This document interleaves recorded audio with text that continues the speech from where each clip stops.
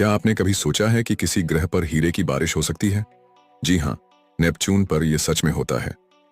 Neptune पर दबाव और तापमान इतना ज्यादा है कि यहां मौजूद कार्बन टूटकर डायमंड में बदल जाता है। ये डायमंड्स बारिश की बूंदों की तरह ग्रह की कोर की ओर गिरते हैं। वैज्ञानिकों ने इसे लैब में भी साबित किया है और इसे डायमंड रेन कहा जाता है। सोचिए, एक ऐसा ग्रह जहां हीरे की बारिश होती है। क्या आप नेपच्यून पर जाना चाहेंगे? ऐसे ही अद्भुत फैक्ट्स के लिए चैनल को सब्सक्राइब करना ना भूलें।